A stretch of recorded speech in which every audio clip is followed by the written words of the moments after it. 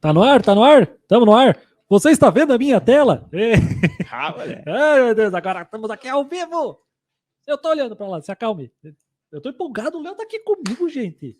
Essa é a segunda vez que eu vejo o Léo pessoalmente. A primeira vez foi em 2019, né, Léo? 2019. 2019 a gente esqueceu de tirar foto junto. Não tiramos foto, a gente fingiu, né?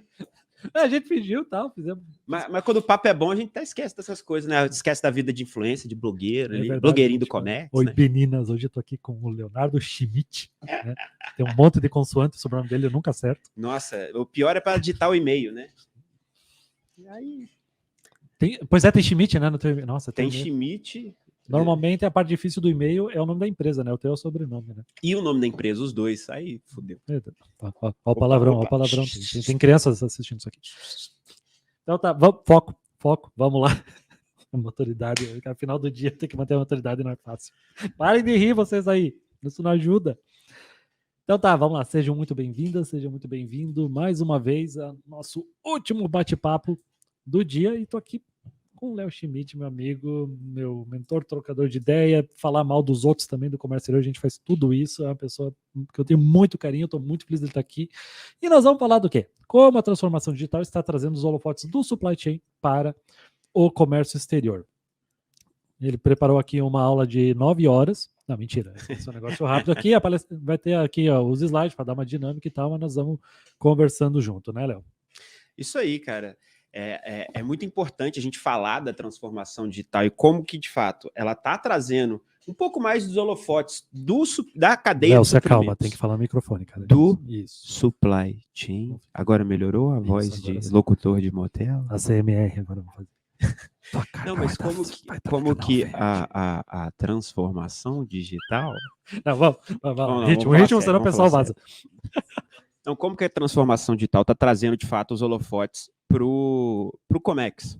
Porque o Comex, a gente vai falar né, um pouquinho mais detalhado daqui a pouquinho, ele é uma área que não é uma das primeiras áreas que se criam dentro de uma empresa. Nossa, eu sei isso. Nossa Senhora.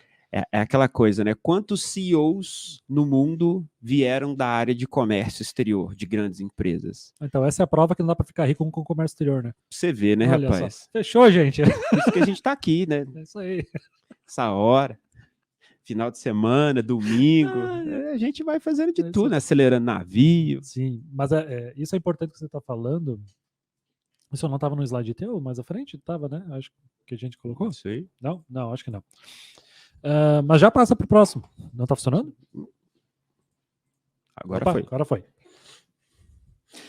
Isso que você falou, assim, é muito importante que, tipo assim, eu trabalhei na indústria, que é na parte da importação, e o setor de comércio exterior sempre foi o último a chegar. Já tinha o RH, já tinha marketing, já tinha planejamento, já tinha controle de qualidade, e o setor de comércio exterior foi o último a chegar. E aí tu chega num lugar que já está todo engessado com diversos procedimentos. E o setor comercial chega lá para bagunçar tudo, né? Não, total. E aí ele acaba tendo que se adaptar a tudo, né? Mas uma coisa que eu gosto de falar muito sobre o comércio exterior, principalmente hoje em dia, para quem está entrando no Comex, e para quem está há muito tempo também, para entender um pouco mais, porque, primeiro, o comércio exterior no Brasil é uma área que foi aberta, né? O mercado brasileiro se abriu de novo na década de 90.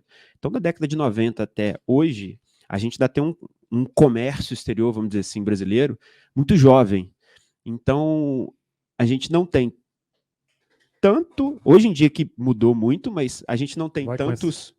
Aqui para passar? Uhum. Tá, então, melhorando. A gente não tem tantos cursos depois de 10 anos da reabertura do mercado, que a gente foi voltar a ter cursos de graduação de comércio exterior, cursos de especialização, ainda não tem tanto tempo. Com ênfase, né? Exatamente. E né, como a maioria das graduações, elas não te preparam 100% para o mercado. Então, você tem no mercado hoje um mix de pessoas que estão há mais tempo, que vivenciaram muito a prática, pessoas que entraram com menos experiência, que têm um pouco mais, às vezes, de teoria, por ter passado por uma graduação, por uma especialização, e pessoas que vão conseguindo, combinando os dois, que é cada vez mais o foco hoje em dia para se evoluir dentro do Comex. Sim. Mas um ponto importante para falar, né, que eu gosto de falar, contextualizar bastante sobre o Comex. Opa!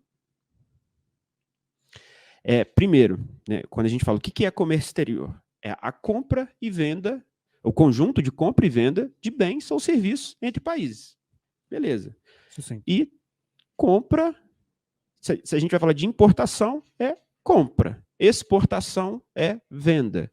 Um dos motivos que a gente fala muito mais de importação no comércio exterior, apesar de órgãos governamentais, instituições que são subsidiadas, às vezes, pelo governo, tentam sempre, às vezes, fomentar a exportação, porque é o que todo governo quer, né? Então, uma balança comercial positiva, gerar divisa, entrar dólares. Sim. Mas algo muito simples que, às vezes, as pessoas não se apegam, fala assim, olha, importação é compra, exportação é venda. O que é mais fácil? Eu te dar R$100 na mão e falar, vai lá no shopping, né, aqui em Curitiba, e gasta, compra mercadorias, ou eu te dar um produto na mão, te dar essa caneca aqui e falar, vende. Ah, vende para quem? Não, vende. Ah, pois é. É muito mais difícil você vender alguma coisa do que você comprar. Comprar basta você ter dinheiro e querer comprar algo. E aí vai depender do comprar bem, saber como comprar, etc. Mas... E vender no mercado interno é muito mais fácil que vender no mercado externo, né? Não, total. Fora a comodidade de se vender num mercado interno, como o Brasil, que é um mercado enorme, que te dá amplas possibilidades, independente do mercado externo, né? Sim.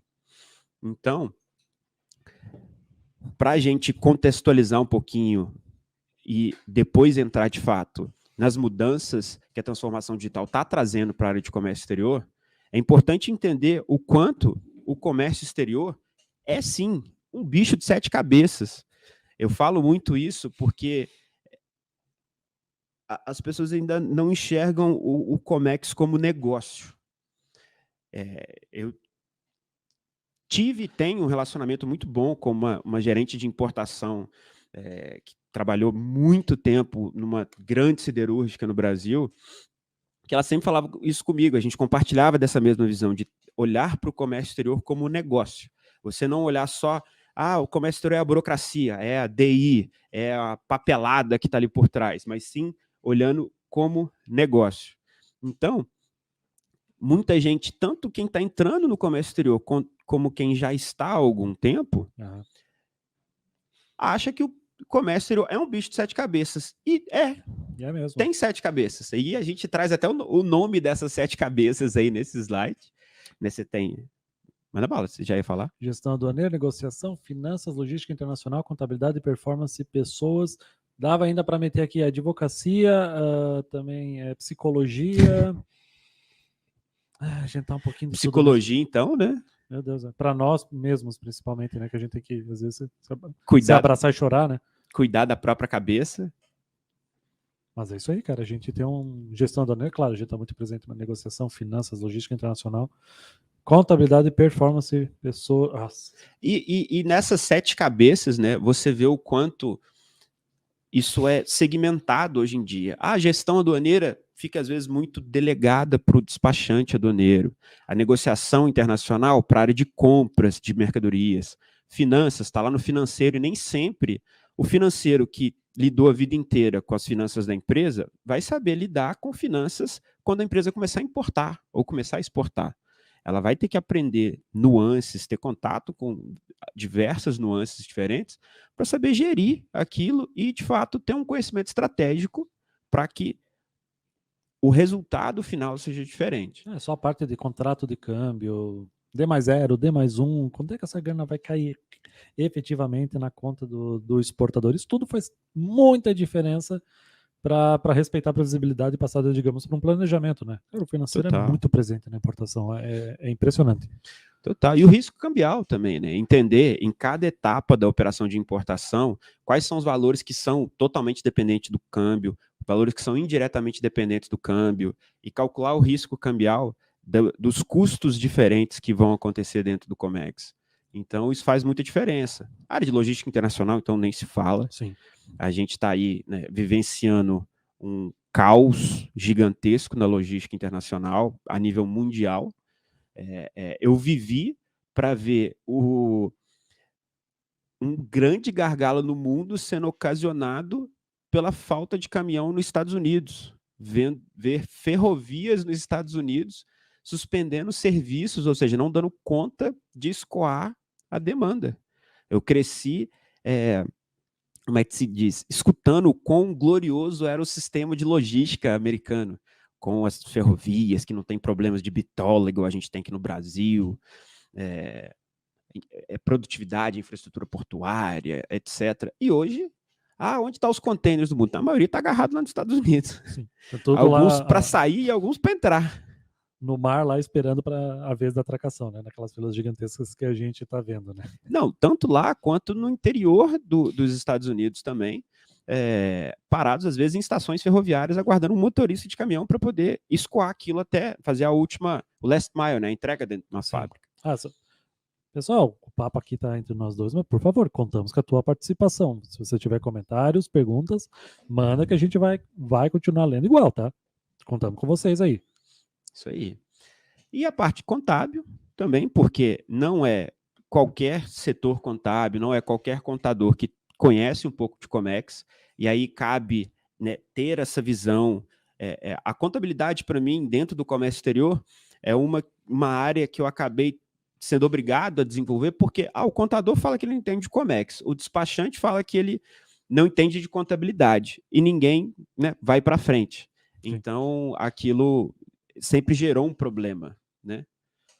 E quando a gente fala de performance, é onde a gente entra no dia a dia da gestão das operações de comércio exterior, falar de KPIs, SLAs, né? Aquelas siglas bonitas sim, que o pessoal traz para reunião. Tabela dinâmica. KPI, não, começou a falar de sigla, e falar de sigla que significa algo em inglês, então todo mundo, né, traz para reunião, gestão 4.0, KPI, SLA, mas ninguém, muita gente fala, mas entende quase nada daquilo. Então você tem que trazer aquilo para a realidade, né? E é primordial para o crescimento do bom trabalho do comércio exterior, das operações. Total.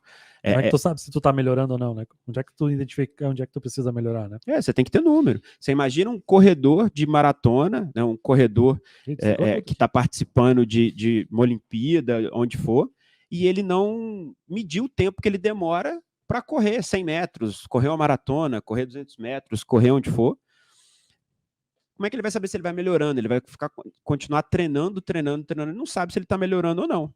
E aí você tem um mar de empresas que operam no comércio exterior com nenhum indicador para dizer no final do mês, sem a percepção pessoal de ninguém, se as operações estão tendo um bom resultado ou não, podem melhorar, não pode, sempre pode melhorar, né? Mas se você não tiver números, você não sabe atacar os gargalos certos. E por último, a gente falou de performance, a gente tem a parte de pessoas. E quando a gente fala de pessoas dentro do Comex, não é só a pessoa, a equipe interna de uma empresa que importa ou exporta, são todos os parceiros. Ainda existe também um desconhecimento grande em o que faz cada parceiro, qual é o escopo de trabalho que cada ator, cada intermediário dentro do comércio exterior faz. Então, é uma área também importantíssima, é uma das 7 cabeças que precisam ser matadas, né, dentro do Comex. Para matar o teu despachante aduaneiro, a gente carga, tá? A gente tá falando aqui no sentido figurado, tá? Não é literal não, tá, gente? Matar de dominar essa cabeça. Isso. E aí, tenta aí. Estamos aqui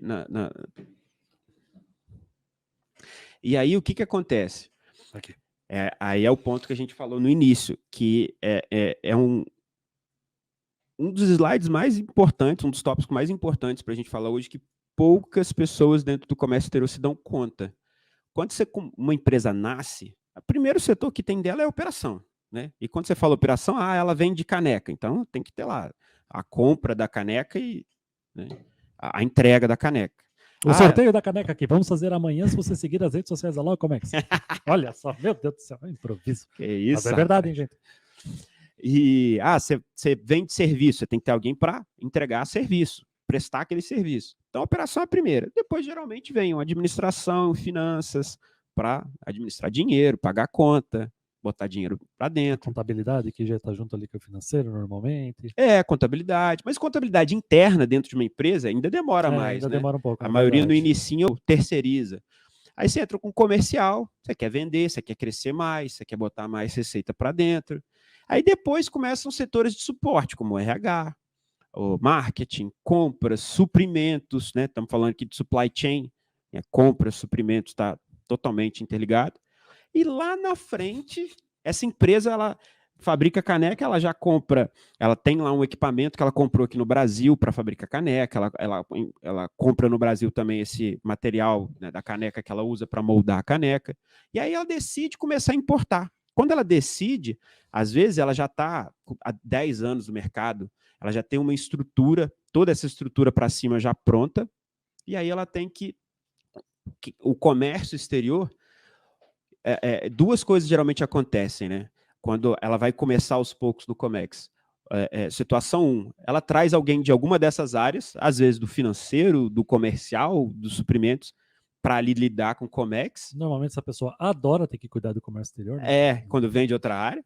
Ou, quando muito raro, traz alguém de comércio exterior para começar a tocar aquelas operações. Até que tem que justificar uma quantidade de operações para ter uma pessoa específica para isso. Fazer sentido, né? Senão realmente sai muito caro, né? Exato. E o normalmente é puxar de outra área e a pessoa não faz só comércio exterior. Sim. E mesmo que você traga alguém, né? Você tem uma experiência nessa história, né, Jonas? Esse alguém entra tendo que se adaptar ao resto da empresa. Essa foi uma das partes mais difíceis quando eu trabalhei na indústria, é você fazer os outros alterarem procedimentos que eram necessários para seguir a realidade do comércio exterior brasileiro. Essa parte era muito complicada. Por exemplo, o caso do financeiro. Financeiro grande normalmente tem um dia da semana para fazer pagamento. Quando não é um do mês, né? Quando a empresa gigante é o mês, né? Aí, digamos assim, você tem um embarque urgente. Embarque urgente é meio redundante, mas tá. Chegou lá quarta-feira, embarque urgente. E a empresa toda quinta-feira faz pagamento. Fechou, né? Vou lá, paga isso aqui, por favor. Não. Tu tinha que ter me entregue esse pedido de pagamento até terça-feira, então isso vai ficar para quinta que vem, o embarque urgente. Ou seja, o tempo para pagar e até a grana cair na conta do exportador vai demorar mais do que, digamos, um embarque aéreo. Não, pois é. Mesmo na questão pandêmica. Então, pois é. Não dá, cara. A gente precisa ter mais agilidade nos pagamentos internacionais, né?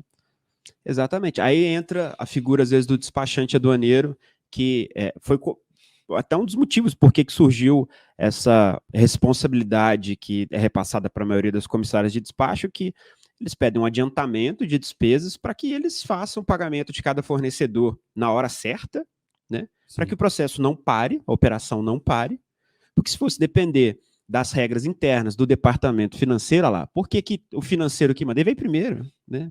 E é o dinheiro também, né? Então já existe ali uma hierarquia mais forte, mas todo setor que vem primeiro, e aí isso depende muito do segmento de atuação, do perfil da empresa, porque às vezes o Comex vem da área comercial, por quê? Porque é uma empresa que exporta, e aí você lembra que exportação é venda.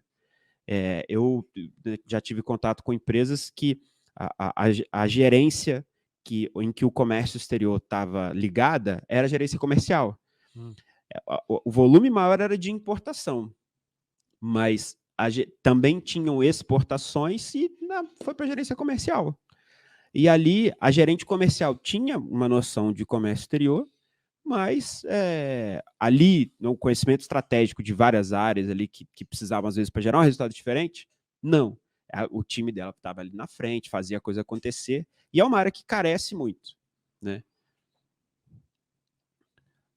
Já passei aqui Temos que falar da evolução exponencial do comércio exterior, né? Porque aí a gente vai entrar na muita transformação digital. Né, não, o que é esse pulo de 97 para 2014, né? Esse pulão, né? Quando você olha, que todo mundo fala que transformação digital, a gente está vivendo uma era de crescimento exponencial, aí mostra aquela curvinha do gráfico assim, né, subindo rápido. Mostra o Tony Stark mexendo um monte de coisa nada a ver. Assim, aquela coisa assim. Que é assim que a gente faz despacho aduaneiro de importação, né? Exatamente, claro, sempre foi assim.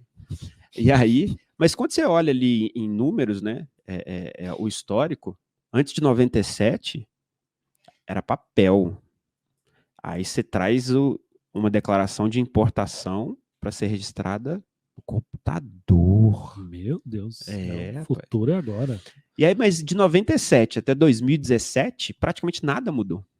Né? Mudou pouquíssimo. Em 2014 surgiu o Portal Único, mas o principal ali era o conceito. Eu lembro que em 2014 nem em 2014, eu acho que em 2012, quando surgiu a ideia e falava, não, vai ser um guichê único. Guichê único, single window. Tá, beleza. Tipo... Não, você vai ter que parar de fazer aquele monte de envelope, de processo, e aí você manda o mesmo documento para o Ministério da Cultura, para a Anvisa, para a Receita Federal, para a Receita Estadual, e vai ser um dossiê eletrônico. Eu olhava assim, falei, será que eu vou viver para ver isso, cara? Eu juro por Deus, eu duvidava, eu falei assim, não, o governo vai fazer isso? E quando você vê hoje em dia, nos últimos 2, 3 anos, o governo, que normalmente é o ator mais lento na transformação digital, na evolução, nas mudanças, né? Em modo geral, não estou falando nem só de Brasil, nem de politicagem, tá, gente? Pelo amor de Deus, mas geralmente é o mais lento. É o órgão público, no caso. É o órgão né? público, qualquer órgão público. É o ator no comércio exterior que mais está inovando nos últimos anos, que mais está trazendo inovações. Era quem a gente mais colocava a culpa e hoje é quem está mais trazendo solução. Terra plana capota, né, cara? Isso aí. O problema é que as soluções para eles às vezes viram problemas para os importadores. É que a gente não tem solução, né? Temos novidades aqui. Se vira para se adaptar com isso aqui. Não tem não querer, né? Tenho aqui uma ótima novidade. Vou te fiscalizar mais rápido agora, mais fácil. Isso. Resolvi o problema dos meus auditores fiscais. Já estou cuidando da tua vida já no catálogo de produtos agora. Olha só. Excelente. Mas dá para ver muito claramente, né? O pessoal acho que está vendo na telinha maior, então não vamos ler tudo que está aqui, mas nos últimos anos a gente teve mudanças enormes frente a 20 anos anteriores, então em 3, 4 anos a gente teve crescimento muito maior do que os 20 anteriores, então é muito claro que de fato, mesmo no Comex, que é um setor burocrático, a gente está vivendo um crescimento exponencial e a transformação digital está impactando muito. E aí um exemplo que eu gosto de trazer, isso aqui não está mais, isso aqui era um print que a gente tirou do siscomex.gov.br, que é o site do Portal Único, né, o principal site lá dos sistemas de controle do governo hoje em dia. E eles mudaram, mas isso aqui estava na primeira página. Você entrava lá, siscomex.gov.br, e eu tenho prints para provar, juro. E nessa primeira página, você rolava a barrinha um pouquinho para baixo, e aí tinha lá destaques. E lá tinha esses 8 botões. E dentro desses 8 botões, tinham lá esse botão, integre seu sistema. E nessa época, agora em julho, a gente ainda teve a liberação da DUIMP para as empresas que não são OEA. Nessa época, nem isso não tinha. Você tinha a DUIMP totalmente em teste para empresas que são somente OEA, mas tinha lá, integre seu sistema. O que você entende? O que te vem na cabeça quando você vê um site do governo incentivando, ele integre seu sistema? O que te vem na cabeça, Jonas? É uma cilada, Bino. Né? Primeiramente a gente pensa assim, né? Mas é uma mudança de paradigma total, né? Porque era o oposto antes disso. A gente tinha muita dificuldade para ter acesso aos sistemas, né? Lembra da chavinha amarela no Siscomex? O que era aquela chavinha amarela? Você tinha que ter essa conexão VPN para depois rodar um emulador, né, que era em DOS, assim. Aí depois que o emulador rodava, a chavinha conectava, aí você abriu o Siscomex, que é aquele fundo amarelo, né? Sim, coisa maravilhosa. Tem gente que chama de cara amarela. O legal é que, assim, se você não gostasse do despachante aduaneiro que estava trabalhando contigo, era só tu errar a senha 3 vezes, né? Que aí ele tinha que ir lá na Receita Federal fazer a senha nova, né? Aí ele ia passear, né? Você tava puto com o cara, era só fazer isso que ele ia ter que passear, né? Cara? Não é mole, não. Mas isso aí é uma coisa, assim, que chama... Tu olha isso aqui desse jeito que tá apresentado, tipo, tu não dá bola, mas aí tu para pensar, integre seu sistema. Como assim? O meu sistema de operações de comércio exterior, eu vou poder integrar com a Receita Federal? Exatamente. E aí você clica nesse... Ó, meu voo atrasou 4 horas, tô desde 5 horas da manhã acordado, então perdoe as palavras erradas, entendeu, gente? Você ajuda. Integre seu sistema, e você clicava nesse botão e já tinha acesso aos manuais de integração com o sistema, tanto para você coletar informações, quanto para imputar informações nos sistemas de controle da Receita Federal. Então, quando eu via esse botão, o que eu enxergava? Aceitamos currículos de robôs. Era o botão para mim, tipo, cara, criem robôs, que tá aqui já, ó, o mapa do que você vai fazer para esse robô colocar ou coletar informações dos sistemas da Receita Federal. E isso já começa um impacto de transformação digital. Não, e é uma baita oportunidade estratégica para você estar na frente da concorrência, né? Total. Tá ali, assim. Quer Total. integrar? Estamos aqui. Total. É porque já há um bom tempo, todas as tarefas, a nossa vida é feita de resolver problemas, né? Até abrir uma porta é resolver problemas, que você gira a maçaneta e resolve. Mas todos os problemas que são programáveis, lineares, estruturados, eles já podem ser resolvidos por um robô. E o robô não é aquela visão do Android, né? Um ciborgue, robô humanoide ali, O não. Jarvis, o Ultron. Exatamente, tipo isso. Isso. E um software que trabalha de forma automática é um robô, né? Você tem N robôs hoje em dia que fazem tarefas, né, simples, vamos dizer assim, né? E robôs muito mais robustos. Uhum. Então... Peraí, Léo, antes de tu avançar, quero pegar aqui a pergunta que o Rafael mandou. Acho que na parte que a gente estava falando do setor comércio exterior, seu último a chegar, ele mandou essa. Como quebrar esse paradigma em empresas muito tradicionais e convencê-los a experimentar um processo novo, mais atualizado e melhorado? Como? Olha, eu consegui fazer isso numa das empresas que eu trabalhei, só que assim, não é da noite pro dia. Não. Deixa eu até olhar para a câmera. Não é da noite pro dia e uma das maneiras foi números. Não tem, cara, logística... Não combinamos, mas era exatamente a mesma coisa que eu ia falar. Ah, que lindo. Olha só. Mas comércio é logística gera números. Você tem que apresentar soluções e já, de alguma forma, apresentar o resultado disso. Tipo assim, onde é que vai estar a melhoria? E principalmente, onde é que está a economia disso? Exatamente. Né? Será que essa carga urgente vai começar a chegar mais cedo? Será que vai dar mais tempo para o planejamento? Será que vai pagar menos incêndios? É assim, é um trabalho muito longo e, claro, tem gente que é extremamente resistente, e aí também vai do teu bom senso de detectar isso até quando que essa pessoa está disposta a mudar, porque às vezes tem gente que não quer mudar. Exato. E aí você pode mudar de emprego. Essa é a verdade. Eu concordo. Não adianta tu ficar dando morro em ponta de faca. Tu tá se desestressando, tá perdendo às vezes uma oportunidade de fazer diferente em outro lugar, porque isso é uma inovação. Sim. Por mais que já tenha a solução, você tá tentando inovar num lugar que é extremamente arcaico. Né? Sim. Tipo, tá insistindo e continuar parado no tempo. Então... né, eu vou complementar essa análise sua, que eu concordo, né? O motivo maior, a melhor forma de convencer é apresentar números, apresentar resultado. Mas cabe você também entender se existe potencial de melhora, potencial de gerar melhores resultados também naquela empresa. E aí, onde que começa isso? É uma empresa muito grande, é uma empresa que fatura 15 milhões ano, 20 milhões ano, e tem 5 operações de importação por mês. Dependendo dos valores envolvidos, cara, você vai dar murro em ponta de faca, tentar apresentar resultado, demonstrar resultado ali. Porque não faz cosquinha na estrutura da empresa. E aí, de fato, não vai acontecer. Né? E aí, às vezes, uma empresa que tem pouca... Como é que se diz? Que ela tem pouco volume, pouca interação no Comex, outros critérios que eu avalio, né? Isso aí vem até dentro do nosso comercial. Se é uma empresa que tem um planejamento de estoque muito, né, simples, fácil, não tem carga urgente, né? Não tem fábrica vai parar, é uma empresa... Não, mas é sério. Quanto mais uma empresa trabalha com estoque baixo, estoque zerado, agora com a pandemia, as empresas têm aumentado o estoque. Mas se o estoque é próximo de zero, né? Aqueles falam, a gente trabalha com estoque zero.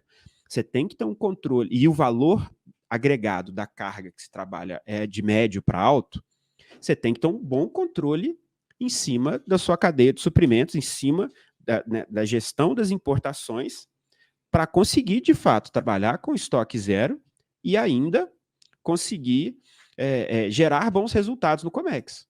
E aí, valor agregado de médio para alto, precisa trabalhar com estoque zero, essa é uma empresa que tem que valorizar o departamento de Comex.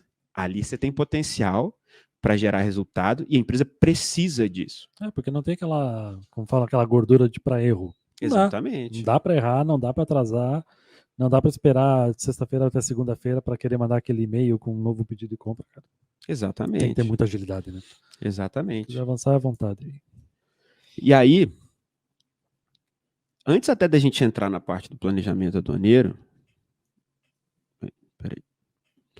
antes de a gente entrar de fato na parte de planejamento aduaneiro, o que é um dos cernes dos impactos da transformação digital que o governo vem fazendo em cima das empresas? Tem impacto de logística? Vai ter impacto, né, falando aqui das 7 cabeças do comércio exterior de novo. Tem impacto em todas essas outras áreas? Tem um pouquinho em cada área. Contabilidade está melhorando, né? Bendito Ciscoserve foi embora.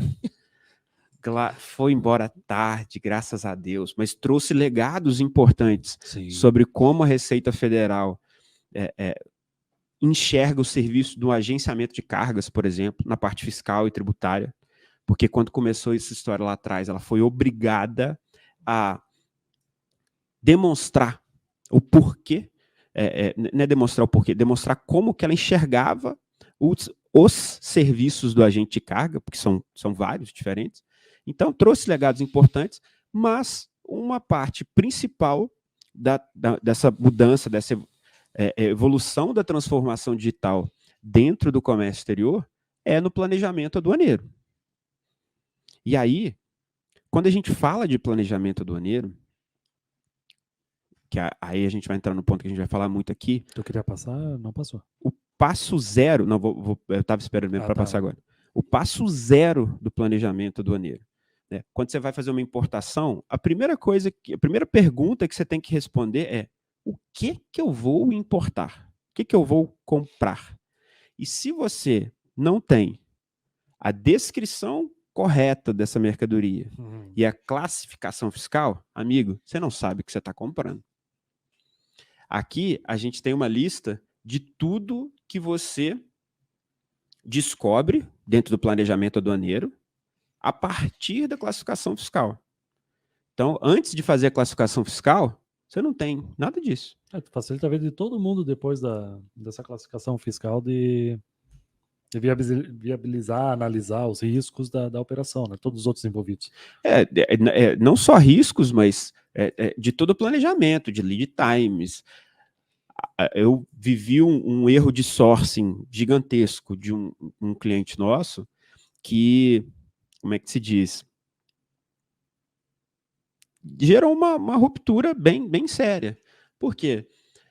Olha, um dos itens que a gente descobre depois de ter a classificação fiscal é se precisa ou não de anuência. O que é anuência? Se algum órgão anuente vai precisar dar uma licença de importação para que essa operação seja realizada. É uma burocracia necessária para autorizar a vinda desse produto para o Brasil. Né? Exatamente. De forma muito simplória. Né? E aí, quando a gente foi trazer, era uma indústria, né, não vou falar aqui segmento, mas ela foi trazer um produto que é de origem animal. E aí, ela, lá atrás, até fez uma classificação fiscal, só que ela foi errada, e na hora de realizar, de fato, a importação, o que aconteceu? Com a carga já embarcada, ela apresentou a documentação para o nosso setor de despacho aduaneiro. Na lata, o pessoal viu e falou: gente, essa classificação fiscal aqui precisa de uma licença de importação do Ministério da Agricultura. Tá. E pior, para deferir essa licença de importação, o exportador precisa ter registro do Ministério da Agricultura, o rótulo do produto precisa estar registrado, e você, que é o importador, também precisa de um registro específico, como casa atacadista ou estabelecimento relacionado. Ou ter o CIF, né, aquele SF, que é ainda mais complicado. Então, qual que era a opção? Registrar o exportador, né, nesse caso, é algo que demora meses. Então, não tinha como. A mercadoria teve que ser devolvida.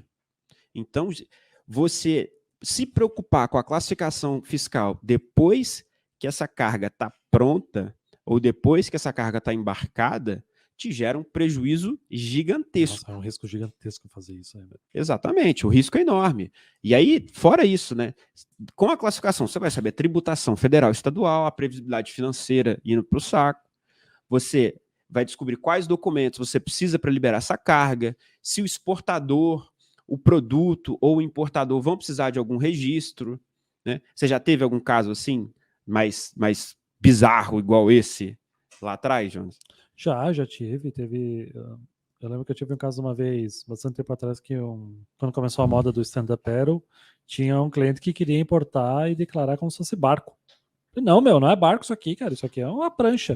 Por que ele tava de olho? Ele tava olhando na tributação mais barata, sabe? Aí, não, meu amigo, não dá pra fazer isso. E a gente não fez, cara. A gente não vai se comprometer Lógico. desse jeito contigo, assim.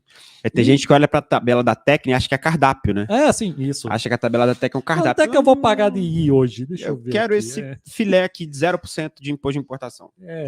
Isso aí. E outros casos, o clássico, né? Não, eu preciso dessa carga urgente. Tá, mas essa carga aqui precisa de licença de importação. Ah, então põe aí outras obras de aço que não precisa. Não, cara. Exatamente. Não, e aí, né, tem uma frase de um cara bacana que eu conheço, sabe? Eu cito bastante ele na hora que eu falo essa frase, quando eu dou palestra, treinamento, que ele fala assim: no Comex, tempo é prejuízo. Ele chama Jonas Vieira, conhece? Muito bom, gosto dele. E aí, mas é isso mesmo. E quando eu vi a primeira vez você falando essa frase, eu achei fantástica, né? E eu repito muito, de fato, no Comex, tempo é prejuízo. Qualquer tempo que você adiciona na sua operação, você está adicionando algum prejuízo de alguma forma. E aí, a classificação fiscal é algo que deveria iniciar o processo. E aí, quando a gente traz, vamos ver se já está aqui no próximo. Me ajuda aqui para passar. Aqui não está indo. Acho que você vai ter que clicar. Isso. Hoje, a maioria das empresas, principalmente indústrias, que importam com regularidade, funcionam dessa forma. A área, né, usuária, o chão de fábrica lá, o cara faz uma requisição de material no SAP. Né? Pode não ser SAP, outro RP, ou qual for, mas o SAP tem um consultor que eu conheço que fala assim, Léo, o SAP fê a vida das empresas. Na hora de ficar criando um monte de centro de custo para todo lado, e aí é cada um com seu próprio centro de custo, e ninguém pensa no resultado global da empresa. Eu usava muito isso para fazer outros departamentos mudarem, mas continue, depois eu falo disso. E aí, como é que funciona? Né? Aí o cara lá eu via muito uma descrição de um produto que era na indústria da mineração. Né? Aí o cara lá, que é um mecânico lá da obra, faz uma requisição de material, e aí ele pega e olha no catálogo do equipamento, vê o part number que ele precisa e fala assim, eu preciso disso aqui. Aí ele lança no SAP, lá é cotovelo, o produto chama cotovelo, né? No catálogo em inglês é elbow. Cotovelo. Aí cai para a área de compras, para gerar um pedido de compra lá para o fabricante lá fora, daquele equipamento, cotovelo. Esse pedido de compra é aprovado, então ali a gente até estimou ali um prazo, né? 2 dias para requisição do material, mais 2 dias, 2 ali para aprovar a compra, né? Quando tudo não acontece no mesmo dia, sim, produto na urgência. normalmente vai até o mesmo dia, se duvidar. Exato. E aí depois, né, vamos supor, né, o tempo de fabricação, óbvio que pode ser estoque pronto ou tempo de fabricação muito maior, mas vamos botar ali 30 dias, né, uma média razoável. E aí demora uns 30 dias para aquele produto ficar pronto no fornecedor lá fora. E aí esse fornecedor emite a fatura comercial, packing list, vamos supor que era uma operação FOB. E aí a área de importação da empresa toma, né, nota, toma contato com aquela operação, com aquela carga pronta, e quando, né, organizada, pega aquela documentação e entrega para o despachante. Olha, confira a documentação para a gente aprovar o embarque. Carga está pronta e, é urgente. Aí, já se passaram 34 dias, pelo menos, né, desde quando alguém na empresa sabia que aquele produto era necessário, e o despachante tem 2 horas para conferir a documentação, fazer a classificação fiscal, porque ele bate o olho ali, né? Veio às vezes uma classificação fiscal que o importador tinha, ou às vezes nem tinha, e ele falou assim, às vezes vem a asneira do exportador também, né? Do exportador também, o HS Code totalmente errado, mas ele olha para a descrição, se implora e fala assim, ô Jonas, o que é isso aqui? Cotovelo? É pedaço de gente que está trazendo? Né? Aí pede informação para a área de importação da empresa. Então, Jonas, o que é isso? Aí o cara da área de importação vai lá no setor de compras e fala assim, então, comprador, é cotovelo mesmo? O que é isso? Aí o cara da área de compras fala, estava no sistema isso aí. Né? Aí ele vai para o usuário, que é o mecânico que está lá na oficina. O mecânico fala assim, Como assim, gente? É cotovelo. Sim. Eu só conheço como cotovelo, o catálogo fala como cotovelo. O que mais vocês querem?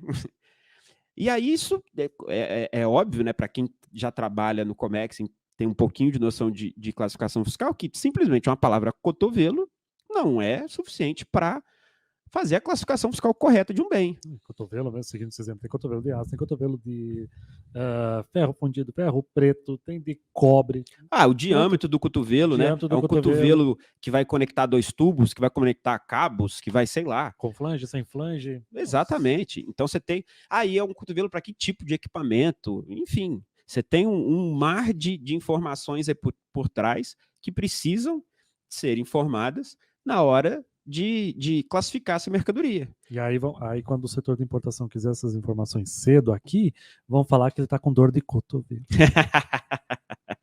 Nossa, eu queria filmar a cara da Sari agora, só porque eu sabia que ela ia ficar indignada com isso.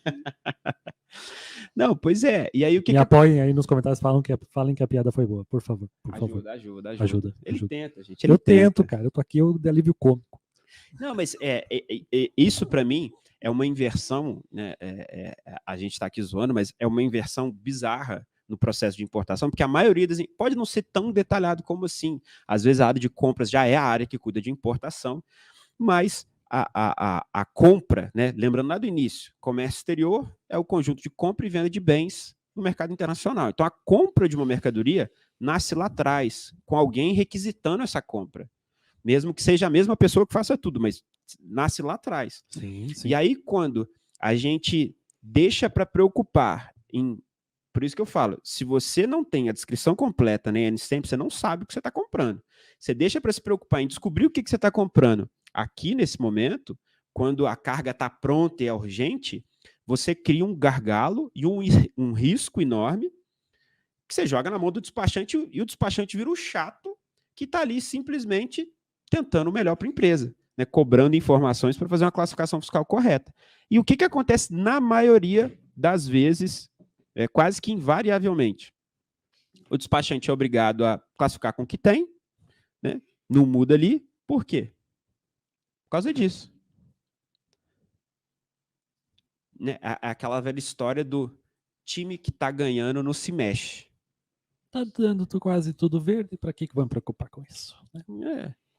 Né? Quantas vezes você já tentou, às vezes, mudar alguma coisa dentro da indústria, de um estaleiro que você trabalhou, que... Não, mas por quê? Né? Onde que está doendo no bolso? Por que isso está te incomodando? O que isso está te incomodando? E é isso. Isso aqui é a estatística que a gente tirou do Time Release Study, né, que é aquele estudo da Receita Federal de 2020. Uhum. Então você vê que quase 98% de todas as declarações de importação no Brasil inteiro caem no canal verde. 98%. E, né, para empresas que operam com regularidade, né, não é só empresas grandes, mas até média, pequenas ali que estão comprando a mesma coisa, às vezes no ano, você tem vários meses em seguida que o índice é 100% de canal verde. Sim, eu tive casos que foi 100%. 100%. A gente tem, né, um número alto de operações de importação lá na Interfreight e é bem próximo disso aí. Digo até que o percentual de canal verde, se você pegar no ano, é até maior. Uhum. Né? Chega a 99%. Então, as empresas vão começar a adaptar aquele processo quando? Aí que vem a transformação digital trazendo os holofotes para o Comex. Essa mania que a gente tem de querer apagar incêndio, né? Mas dá para prevenir o incêndio, né? Exatamente. Agora, a Receita Federal, né, ela está terminando de montar. As pecinhas já chegaram no inventário da Receita Federal, no armazém. Agora ela vai ter uma bazuca na mão para ir atrás, independente se deu canal verde ou não. E aí vai começar a doer no bolso. E até o que eu estava comentando antes.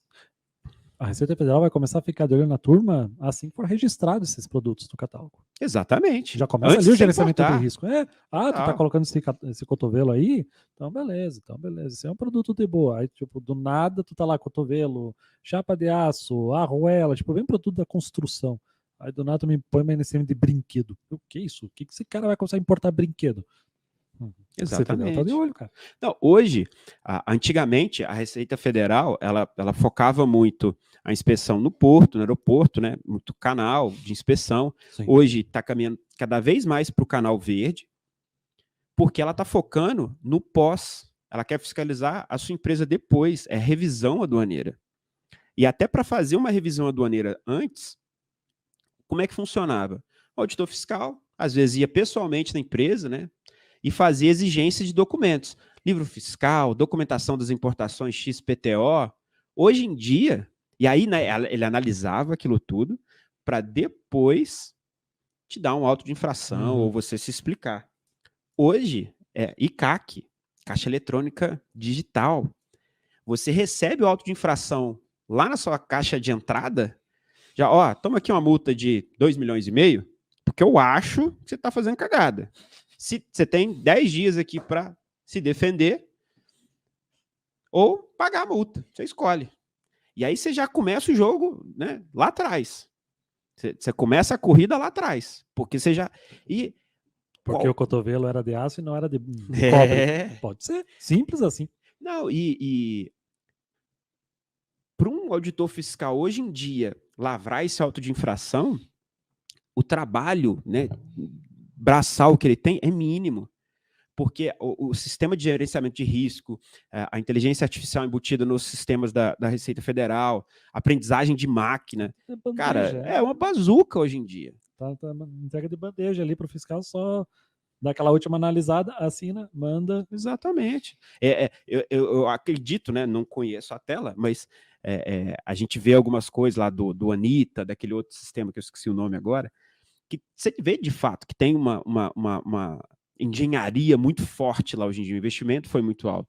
Então, o cara deve chegar e falar assim, olha, tá aqui, ó, a empresa do Jonas, empresa do Léo, do fulano, do ciclano, ó, tem chance de ter problema aqui, aqui, aqui. Onde você quer, né, multar? Eu quero esse, marca 2 caixinhas aqui, dá ok, já aparece o texto quase todo pronto do ato de infração, ele revisa, bora lá para a caixa de entrada. Já faz aquela filtragem, né? Ó, aqui eles colocaram no NCM de cotovelo de aço, mas na descrição tem uma palavra cobre. Isso é estranho, dá uma olhada aí, vê o que está acontecendo. Exatamente. Entrega de mão beijada para o cara terminar a análise, realmente está errado.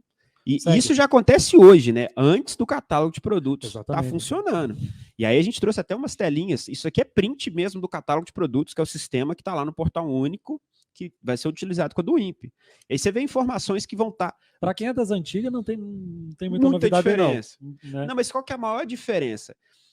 Não é na informação que entra na DI, que vai para a do INPE. Só que antes, você só colocava nesses Comex na hora de registrar a DI. Agora ele vai estar lá numa base cadastrada, né? Importou o cotovelo, part number 1, 2, 3 hoje, esse mês, e aí mês que vem, vamos supor que a área usuária falou assim, não, Jonas, a gente trouxe naquela SCM lá de cotovelo de metal, mas descobrimos aqui que o cotovelo era de plástico. A gente não sabia. Aí você vai lá e corrige a classificação. Ó, aí você tem aqui, ó, olha o que tem no catálogo de produtos. Isso aqui vai matar a torta e direito. Aí o responsável pela classificação fiscal pelo catálogo já faz alteração chorando, né? Vai dar merda mexer isso aqui. Não, porque é muito fácil. Tem que mexer, cara. Tem que mexer. Tá errado. Exatamente. Ainda mais que, quando você tem, às vezes, um equipamento, um produto que seja muito fácil de identificação. Trouxe um mês com uma NCM, trouxe outro mês com outra, a Receita fala assim, filho, escolhe, não pode ter as duas, tá certo, o produto é o mesmo. E aí, uma vai ser multada, uma vai ser alterada. Ou as duas, vai que as duas são erradas. Exatamente. Não, né? Ou as duas estão erradas. As duas estão erradas, né? Por que não? Exatamente. Né? Nem tinha pensado por esse lado. Só, exatamente. E aí, o catálogo de produtos. Isso aí, gente, é realidade hoje em dia. Não é, vai vir e tal. Ok, a do INPE ainda não está em pleno funcionamento, mas a do INPE já, hoje, uma empresa que tem um radar ilimitado, que é aquela que tem, né, possibilidade de importar mais de $150 mil a cada 6 meses, ela já pode testar a do INPE, pode registrar uma do INPE ao invés de uma DI no sistema. A gente tem feito alguns testes com algumas empresas justamente para ir ganhando corpo, entendendo como é que a coisa funciona, né? Porque vai ser importante e muita coisa vai mudar. E quando você vê essa questão do histórico, isso aqui para mim é muito chave, cara. Vai ser e a questão do histórico, aliado com os atributos, vai enriquecer muito a ferramenta de gerenciamento de risco da Receita Federal. E aí, né, vem a bazucona que vai estar à disposição. Opa, apertei errado. E você vê interessante, vai dar para anexar até catálogo, foto, isso é massa, cara. Eu tinha pulado isso aqui, mas é importantíssimo. Você vê o quanto que ela quer conhecer mais do seu produto antes mesmo de você importar. Anexou catálogo, anexou foto. É claro que isso é uma faca de dois gumes também, né? Para a empresa que trabalha certa, tem a descrição completa, você tem fotos, você tem tudo. Quanto mais rico for seu catálogo de produtos, melhor a receita, mais seguro o fiscal vai estar numa revisão aduaneira, num despacho aduaneiro, e você vai diminuir seu potencial de multas, né? Seu risco de infrações. Agora, se for o contrário, né? Se vier cotovelo de plástico, cotovelo de metal, etc., vai ter problema. Criar mais provas contra si mesmo, né? E aí começa assim, a Receita Federal só no auto de infração. E aí que a grana da tributação está garantida, agora tem as multas, né? Exatamente. E aí que a gente vai ver a transformação digital que está acontecendo no Comex, batendo em cima, trazendo holofote para o departamento de Comex da gestão de supply chain. Ou seja, agradeço a Receita Federal por tornar o setor comércio exterior mais importante do que nunca. Valeu, isso é verdade. É isso aí. Até aproveitando o tema, a Carol mandou aqui um comentário / desabafo. Um dos maiores problemas que percebo nas empresas que têm importação com uma área secundária é que o restante dos setores não entende e nem quer tentar entender como funciona uma importação. Carol, eu te entendo. Passei muito por isso, até por isso que a hora que o Leonardo falou do centro de custo, eu falei, isso foi uma das minhas soluções para fazer esses outros setores mudar. Primeiro, você chegando por último, é a nossa obrigação como setor de comércio exterior é ensinar os outros setores. Eles não têm obrigação de saber, cara. Assim como a gente não tem obrigação de entender de contabilidade para, digamos, um segmento específico, eles não têm obrigação de entender comércio exterior. Exatamente. Mas depois que você explicou, você ensinou, né, puxou ali a cadeira do lado da mesa da pessoa que não está entendendo por que aquilo é importante, aí tem que mudar. Agora, se não mudar, o que eu fazia? Centro de custo. Então, querido financeiro, você ficou demorando aqui para me mandar a grana para poder registrar a ADI para os impostos, a gente teve cesta de armazenagem aqui, tá? Eu não vou colocar isso no meu centro de custo, isso vai para o teu. E aí? Ah, não aceito isso, mas a diretoria já aprovou, isso vai para o teu centro de custo. Aí, tipo, essa tem que ser a última opção, sabe? Mas a hora que tu joga isso no centro de custo de um outro departamento, que normalmente é uma bela de uma grana, se você trabalha numa indústria que tem um porte legal, é sempre muito dinheiro, aí os caras começam a mudar do jeito errado. Ou dá para também apresentar essa live aqui que nós estamos fazendo, porque ela vai ficar gravada, e para ver como esse assunto aqui é importantíssimo, né, Léo? Total. Não, essa é um desafio que a gente às vezes faz pesquisa com importadores, com clientes, que é muito comum. Explicar, né, que isso é uma função do departamento de importação, quer seja oriundo de qualquer outro departamento anteriormente. Atender os clientes internos, né? Seja a área de compra, seja a área usuária do produto, seja a área comercial que vai revender aquele produto. E aí um desafio enorme é estar sempre mantendo essa galera informada e também explicar como funciona, né? Explicar um atraso. O navio omitiu. Isso aí é uma outra questão na logística internacional, ainda mais quando é uma empresa grande e a área de importação está reportando para uma diretoria, né, para o pessoal mais gaúdo.